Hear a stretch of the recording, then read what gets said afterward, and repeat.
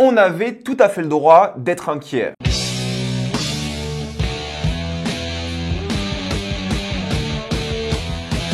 Daredevil, Born Again. Comme d'habitude, jusqu'à la minute indiquée dans le titre de la vidéo, il n'y aura pas de spoilers, restez tranquille, après on va tout spoiler. Daredevil, Born Again raconte l'histoire de Matt Murdock qui a décidé de ne plus vraiment être Daredevil et il vit juste sa vie simplement d'avocat, mais de plus en plus d'événements vont lui donner envie de redorer le masque qu'il portait à l'époque. On avait tout à fait raison d'avoir peur de Daredevil pour plusieurs raisons. Premièrement parce que Disney, je veux dire, tout le monde adore la série Netflix, mais Disney est inquiétant lorsqu'ils font des séries de une. Ça fait longtemps qu'on s'est pas tapé une vraie bonne série dans le MCU. On connaît Disney, à quel point ils ont l'habitude d'édulcorer tout ce qu'ils font et à quel point ils font des formules qui ne marchent plus aujourd'hui, disons les choses. La série a été complètement rebootée. Rappelez-vous, à la base, elle devait avoir 18 épisodes et sortir au même moment. Mais ils ont tout rebooté, tout recommencé, plus ou moins. Et là, cette fois-ci, on aura 9, la moitié. Parce qu'apparemment, ils n'étaient pas du tout satisfaits de la qualité de la première série. Du coup, ils ont recommencé. Ce n'est pas le même showrunner que la série originale, mais c'est Dario Scardapane qui, lui, s'occupait en tant que producteur de Punisher. Donc, on a quand même des gens qui ont bossé sur l'univers Netflix. 2 épisodes sont sortis aujourd'hui. Ensuite, il y aura un épisode par semaine. Les épisodes vont durer, j'imagine, à chaque fois 1h50 comme ces 2 épisodes-là. Et c'est cool. J'espère qu'ils vont pas durer genre 35, 27, 42 comme Disney fait d'habitude. J'espère que là, ça sera à chaque fois 50, 1 heure, un truc classique. Et je ne ferai pas la critique semaine par semaine de la série, mais je reparlerai de celle-ci à la fin. L'une des peurs concernant Disney est que la série soit pas aussi belle esthétiquement ou pas aussi assumée. Mais dès le début, on te plonge dans l'ambiance de ce New York un peu sombre, un peu thriller. On te remet directement dans l'ambiance, on te montre les 3 amis qui s'entendent très bien. On te rappelle qui est qui, leurs relations, on t'introduit de nouveaux personnages, les enjeux un peu de la série. On t'explique rapidement dans la scène d'introduction les thèmes de la série en question. Mais en même temps, tu sens qu'il y a un truc qui va arriver à ébullition. Tout se passe un peu trop bien et c'est là que va commencer quelque chose que je vais pas révéler ici, mais qui met l'énergie nécessaire pour donner envie de voir la suite de l'épisode et de la saison pour l'instant. J'en parlerai surtout en spoiler, mais j'ai bien aimé ce qu'ils ont fait. Et je trouve vraiment qu'ils ont géré l'ambiance de la série pour l'instant. Entre l'esthétique un peu sombre, peu importe si c'est de jour ou de nuit, tout en étant un peu travaillé, léché, en montrant bien les figures, avoir une belle composition du cadre. Tu sens qu'il y a le budget, tu sens qu'ils ont pris leur temps et tu sens qu'ils font ça comme une série pour adultes plutôt qu'une série Marvel, on va dire, pour adolescents de super-héros. Sans même parler de la violence, mais juste l'esthétique est très mature. Ça fait peut-être même série de thriller politique, on en parle après. Il y a à peine du Daredevil, je veux dire, dans les 2 premiers épisodes, c'est ça qui est intéressant aussi. C'est qu'ils se concentrent sur le côté avocat, politique et le côté mature qui va avec, lié à l'esthétique. Du coup, ça rend bien. Je dis pas que c'est la plus belle série de tous les temps, mais on ne prend pas pour un enfant. Et ça, c'est cool. Et pour ceux qui s'attendaient à de la violence, oui, il y en a. Il y aura pas des décapitations ou des choses comme ça, mais il y a la violence que vous attendez d'un Daredevil et c'est plutôt cool. Il y a un peu quelques CGI discutables, surtout au début, sur un certain toit et certaines transitions, mais bon, c'est un peu caché par les ombres. Et il y a un peu de symbolisme par rapport à l'église, on en parlera dans quelques secondes. Et d'ailleurs, le premier générique a le droit à une transition qui est plutôt cool. Encore une fois, je vais pas vous la spoiler ici. Et le générique est bien. On est face à des statues, des vieux symboles de l'époque qui sont fissurés et une musique nouvelle qui passe par-dessus et je trouve ça vachement bien. Donc sur ça, ils m'ont eu, mais ce que moi j'ai beaucoup aimé comme approche cette fois-ci à la série, c'est le son, tout simplement. Bah, vous le savez, hein, Daredevil est aveugle et il vit sa vie au son et au toucher. Mais surtout au son. En termes d'œuvre comme une série, c'est le son que tu peux un peu manipuler et ils l'ont fait plutôt bien. Ils jouent beaucoup sur la manière dont Daredevil entend. Il y aura une bonne représentation dans l'espace, c'est-à-dire que parfois la caméra va avancer dans une scène et plus la caméra avance, plus certains sons deviennent muets. C'est pour représenter le fait que Daredevil écoute un point spécifique au loin. Mais avec l'avancée de la caméra, il y a un truc un peu satisfaisant. Tous les sons deviennent silencieux, sauf un son sur lequel il se focalise et ça te permet de comprendre comment lui, il vit, il réfléchit et comment il arrive à s'orienter dans l'espace. Du coup, ils ont plein de petites astuces de mise en scène par rapport à ça qui sont cool et qui jouent sur la concentration du personnage. Il y a un exemple, une sorte de course-poursuite plus ou moins, même si c'est plus une marche-poursuite qu'autre chose, mais c'est intéressant parce qu'il va se focaliser sur certaines choses. Du coup, il va moins entendre d'autres aspects et ça va lui causer problème. Tu vois, il va peut-être pas entendre une voiture qui arrive sur lui parce qu'il est focus sur un son au loin. Et ça, c'est cool la manière dont ils ont géré ça par rapport au cœur des gens. Il entend s'ils sont stressés, s'ils mentent. Il entend les gens parler politique. Du coup, ça le connecte un peu à la ville et à la vie autour de lui. Donc, tu vois qu'il est vraiment ancré à Hell's Kitchen et à New York. Du coup, et c'est ça qui est fort, c'est qu'il fait vraiment partie de ce monde et on voit comment lui s'oriente et vit ce monde. Et il y a plein d'astuces de mise en scène comme un vertigo effect sur lui à un moment où il réalise quelque chose, truc assez classique de cinéma, mais ça fait le taf. Et ça va parler de ça, le fameux truc de super-héros. Est-ce qu'il doit reprendre son masque un jour pour se rebattre contre la criminalité? Lui qui refuse constamment parce que d'un côté, il a une vie qu'il aime bien avec sa vie d'avocat, il commence une relation amoureuse avec quelqu'un, il a des amis, son travail le rend heureux et en même temps, il vit tranquillement. Mais il voit que la ville a besoin de quelqu'un. Il voit que la ville a besoin d'un Daredevil, il voit que Fisk est en train de devenir maire. C'est un peu ça la thématique pour l'instant. Et il joue un peu sur ça aussi d'un point de vue religieux, mais pas beaucoup pour l'instant. Il y a quelques symbolismes religieux, on parle un peu de de ça, il y a du vocabulaire aussi religieux comme la rédemption, la rétribution, mais tu vois que le côté religieux, qui est important pour le personnage, aura une sorte de crescendo, on le verra de plus en plus, je pense en tout cas. Mais il y a même des chansons qui parlent de religion, des trucs comme ça. Ça va évidemment parler de politique aussi, parce qu'on a quand même Fisk qui veut devenir maire dans la série, du coup il va manipuler le public, il va essayer de faire oublier son passé, et l'autre côté Daredevil ne va pas y croire, d'où la question de rédemption, est-ce qu'il y croit, est-ce que c'est un nouvel homme ou pas, est-ce qu'il faut le punir pour ce qu'il a fait, est-ce qu'il a été suffisamment puni, et il y a la ville qui tombe de plus en plus dans la criminalité, donc qui va sauver la ville, est-ce que c'est Daredevil ou est-ce que c'est Fisk? Il y a aussi un apport aux médias qui je pense sera intéressant par rapport à une sorte de reporter de rue qui met en avant ce qui se passe d'un point de vue très citoyen, du coup il y aura un truc un peu mélange de populisme avec Fisk qui veut faire des choses très entre guillemets illégales, mais pour le peuple, et qui va gagner en réputation par rapport à ça. Il y a une scène avec un trou dans une rue qui marche très bien, lui qui veut complètement bafouer le permis de construction, des choses comme ça pour que ça se fasse vite. Des trucs populistes qui marchent bien et qui sont intéressants à un peu analyser et qui vont prendre de plus en plus de place dans la série. Je pense que Fisk va devenir une figure qui sera beaucoup adorée. Et j'avais peur un petit peu parce que lorsque la série a annoncé qu'elle allait pas avoir beaucoup de discussions, que ça allait être plutôt action, bah pour l'instant c'est faux. En tout cas, genre il y a 2 scènes d'action dans 2 épisodes au total, et la première est une grosse scène d'action, la deuxième est plus petite. Et il y a beaucoup de discussions sur ça, sur la morale, la politique, un peu la religion, les amitiés, l'amour, donc c'est plutôt cool. D'où le titre, Born Again, c'est cet homme-là qui veut redevenir le fameux Daredevil, où il essaie d'ailleurs de l'éviter, on verra bien. C'est déjà vu, mais il a de bonnes alchimies avec tout le monde, que ce soit sa nouvelle copine entre guillemets, Fisk par exemple, et on passe à autre chose, on se concentre pas sur le trio qu'on connaît de l'époque, on est vraiment sur de nouvelles relations, de nouveaux personnages, et je pense que Fisk sera intéressant à suivre aussi. Ils font des blagues sur le fait qu'il a perdu du poids, parce que l'acteur a perdu du poids pour sa santé, pour le coup. Est-ce qu'il a une vraie rédemption? Quelle alchimie il aura avec d'autres personnages, surtout sa femme par exemple? Je pense qu'ils mettent en place beaucoup de choses par rapport à lui, par rapport à d'autres personnages qui seront des méchants. Je pense que le fils du fameux James Gandolfini, Michael Gandolfini, l'acteur, sera l'un des méchants, mais il y en a d'autres évidemment. Bref, pour conclure, Daredevil Born Again, ça s'annonce plutôt bien. Honnêtement, les 2 premiers épisodes m'ont convaincu. On avait raison d'avoir peur, mais je pense que là, nos inquiétudes ont été assez rapidement balayées, parce que c'est bien. Ça vole des tours pour l'instant, on va s'éclater. J'espère que la qualité va durer jusqu'à la fin de la saison 1, et jusqu'à la saison 2, et par la suite évidemment. Donc ouais, je peux vous conseiller pour ceux qui étaient un peu méfiants. Non,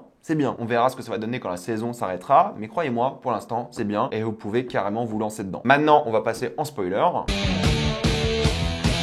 Le fait d'avoir tué Froggy au début, je trouve que c'est un choix qui était intéressant, qui était plutôt le bienvenu. Tu sentais qu'il y avait un truc qui allait mal se passer. Tout se passait un peu trop bien. Et justement, Disney savait que les gens étaient un peu inquiets de la série. Du coup, le fait de commencer avec un plan séquence classique de Daredevil qu'ils ont fait dans toutes les saisons, c'était une bonne idée parce que la série te dit ok, regarde, on sait ce qu'on fait, on va bien le faire. Alors c'est un faux plan séquence, il y a plein de coupes évidemment, mais c'est pas grave, on s'en fiche. Mais ce qui est bien, c'est qu'ils se sont même pas concentrés au début sur la chorégraphie et le combat. Le combat est un peu un truc secondaire. Là, ce qui t'intéresse dans cette scène-là, c'est les violences faites aux civils, à l'environnement, aux victimes collatérales qui ont rien demandé, et cet homme-là qui tue tout le monde sans avoir quelque chose à faire. Donc ça qui était fort, c'est que le focus n'était pas sur le combat en soi. Et plus il monte dans le bâtiment, plus le focus change. Et donc la force du plan séquence, c'est de le voyage dans ce bâtiment, mais aussi les dégâts qui ont été faits, que ce soit émotionnel ou physique. C'était long, c'était satisfaisant, c'était plutôt bien fait. Alors il y a quelques CGI discutables, mais grosso modo, c'était bien. Et le fait qu'il essaie de tuer cet homme brutalement par vengeance, tu te demandes déjà comment il a survécu à une chute d'un immeuble comme ça pose des questions. Mais ça montre surtout qu'il a été consommé par la violence, qu'il a perdu quelqu'un à cause sûrement de cette violence, et que peut-être le monde est meilleur sans Daredevil. En tout cas, c'est la question qui se pose après avoir perdu quelqu'un, été traumatisé et avoir vu que la mort ou l'emprisonnement de quelqu'un ne va pas ramener son ami. Il y a cette question qui est donc posée sur la justice et à quel point elle vaut le coup ou pas. Et d'ailleurs, ce qui est intéressant, c'est la dynamique entre Fisk et lui, parce que je pense qu'ils ont bien compris le personnage, et cette scène de fin de l'épisode 1 en musique, avec la manifestation, la foule, qui va, je pense, se dissiper au fur et à mesure des épisodes, parce que Fisk va gagner du soutien populaire. On voit justement cet homme-là, Fisk qui le regarde de haut, entre guillemets, même s'ils sont pas forcément au même endroit, ils se regardent pas forcément, mais le symbole est là. Et je pense que cet épisode-là a plutôt bien compris le personnage et de quoi va parler justement la série. Est-ce qu'ils vont être ennemis? Est-ce qu'ils vont être alliés? Ça va être intéressant. Et justement, Fisk qui se la joue un peu populiste, ça peut être cool. Et en même temps, lui qui veut réparer son mariage avec sa femme, d'où le fait d'aller en thérapie, ce qui est très drôle quand tu sais que le fils de Gandolfini est là, parce que les Sopranos c'est aussi la thérapie. Et je pense que ça va être un personnage intéressant. J'ai hâte de voir dans quelle direction il va aller. Est-ce qu'ils vont jouer la carte rédemption à fond? Est-ce que ce sera la femme, la vraie méchante de la série? Je suis curieux de savoir comment ils vont continuer la série. Et je pense d'ailleurs que la psy va beaucoup souffrir de ce qui se passe par son lien à Matt Murdock et à Fisk du coup. Mais ce sera pas la seule. Je pense que le flic qui est encore en activité alors qu'il aurait dû prendre sa retraite, mais il est là par devoir entre guillemets et il aide encore les gens. Je pense que lui aussi va beaucoup souffrir et ça sera Daredevil qui va devoir choisir comment il peut sauver ses proches et les gens tout en sauvant la ville et en étant un avocat, en ayant sa vie. Donc c'est ça qui est intéressant, c'est un truc classique de super-héros mais c'est bien. Et on le voit avec Daredevil parce que lui il est en train de défendre en tant qu'avocat un vigilante. Il y a un truc où il défend l'idée de lui-même et de la personne qu'il était avant via cet homme-là et il succombe encore une fois à la violence à la fin parce qu'il avait plus le choix apparemment et on découvre donc que ces gens-là sont des flics